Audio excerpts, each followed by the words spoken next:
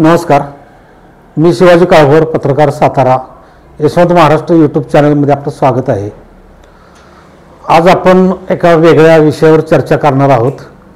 निवडणुकीच्या आधीची जी मतमोजणीच्या आधीची जी परिस्थिती आहे त्यानुसार विषय आहे, सातारा जिल्ह्याला 4 खासदार मिळणार का. काल अजित पवारांनी स्टेटमेंट केलं.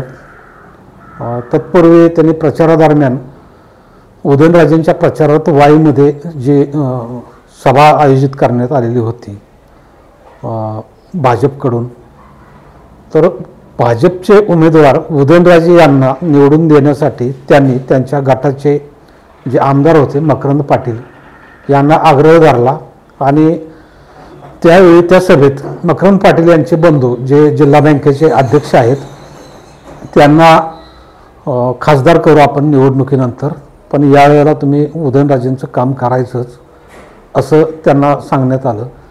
अर्थात त्यावेळेला उदयनराजे विजयी झाल्यानंतर त्यांची जी राज्यसभेची जागा रिक्त होईल त्या जागेवर नितीन पाटील यांची वर्णी लावण्यात येईल असं त्यांनी स्पष्ट केलेलं होतं.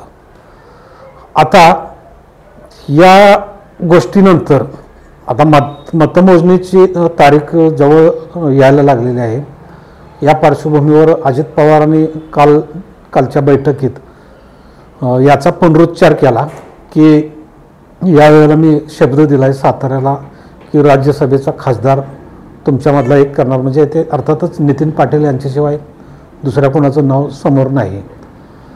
त्यामुळं सातारा जिल्ह्यात चर्चा सुरू झाली की 4 खासदार यावेळेला साताऱ्याला मिळतील का.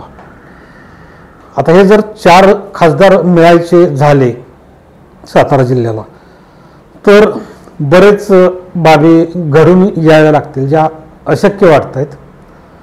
पण एक धरून चालायचं की त्या बाबी घडल्या तर 4 खासदार कसे होऊ शकतात.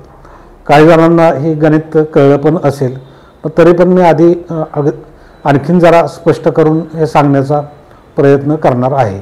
आता माढ्यातून रणजितसिंह नाईक निंबाळकर हे विद्यमान खासदार आहेत.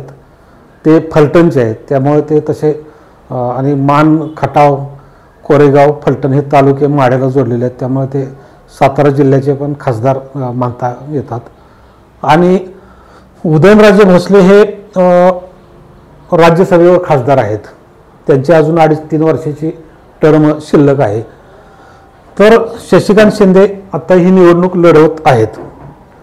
तर आता ह्या निकालात अशा काही गोष्टी घडायला लागतील की त्या गोष्टी घडल्यानंतर भविष्यात असं होऊ शकतं.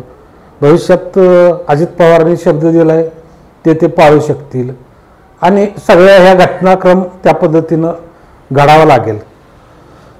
आता माढ्यामध्ये रणजितसिंह निंबाळकर आणि धैर्यशील मोहिते पाटील यांच्यात अटीतटीची लढत आहे आणि दोन्हीकडच्या कार्यकर्त्यांनी बुलेटच्या वगैरे पैजा लावलेला आपण ऐकलेलं असेल. जर सातारा जिल्ह्याला 4 खासदार मिळण्याचा योग जुळून यायचा असेल तर इथं काही गोष्टी घडाव्या लागतील. त्यातली पहिली गोष्ट अशी आहे की रणजितसिंह निंबाळकर आणि धैर्यशील मोहिते पाटील यांची अटीतटीची लढत आहे.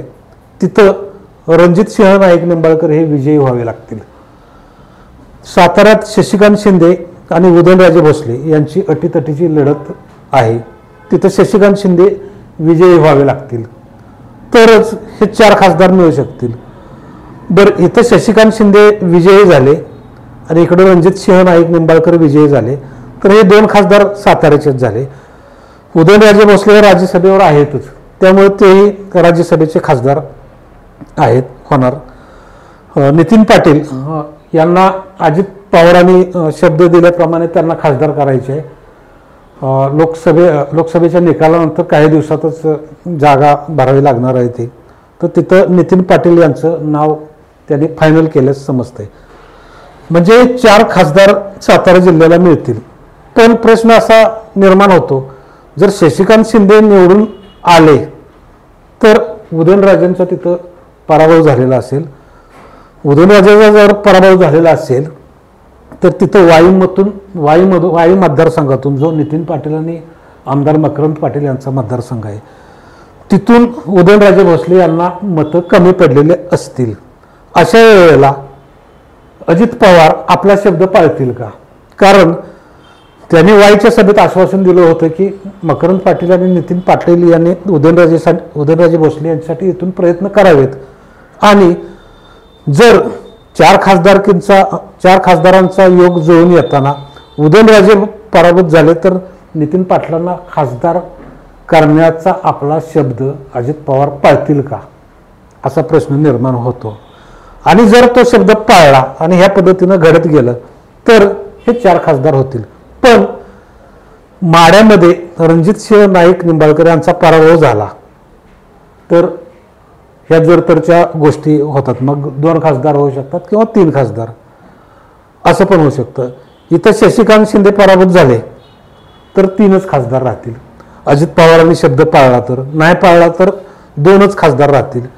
आणि इथं जर रणजितसिंह निंबाळकर पराभूत झाले, शशिकांत शिंदे पराभूत झाले आणि फक्त उदयनराजे निवडून आले तर, आणि अजितदादांनी शब्द पाळला नाही तर सातारा जिल्ह्याला फक्त 1च खासदार राहणार आहे. आता ह्या झाल्या जर तरच्या गोष्टी, परंतु हा 4 खासदारांचा योग जुळून येणे ही अशक्य कोटीतली गोष्ट वाटते. कारण म्हणजे हा फार मोठा राजकीय योगायोग असेल. त्यात आणखी दुसरी अशी अडचण आहे की राज्यात महायुतीच्या जागा किती येतील, अजित पवारांच्या जागा किती येतील, आणि जर जागा कमी आल्या किंवा देशातली परिस्थिती बदलली तर अजित पवारांची राजकीय भूमिका सुद्धा बदललेली असू शकते. साताऱ्याचा निकाल काहीही लागला तरी ते वेगळे निर्णय घेऊ शकतात. राजकीय जे निर्णय त्यांचे होतील त्याबद्दल आत्ताच आपल्याला काही सांगता येणार नाही. त्यामुळं त्या परिस्थितीत एखाद्या वेळेला नितीन पाटलांचं राज्यसभेचं सुद्धा ते नाकारू शकतील, अशीही परिस्थिती होऊ शकते.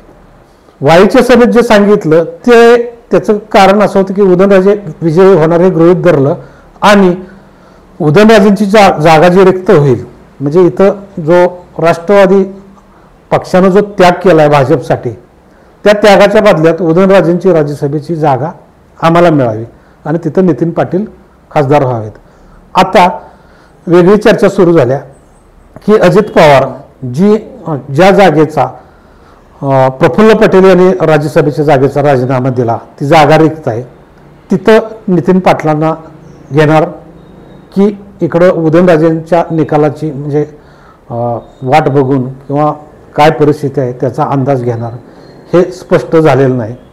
त्यामुळं पुढं काय करतात अजित पवार याकडं सातारा जिल्ह्याचं लक्ष आहे. तुम्हाला काय वाटतं तुम्ही कॉमेंटमध्ये लिहा आणि आमचं हे चॅनेल लाईक, शेअर आणि सबस्क्राईब करा. धन्यवाद.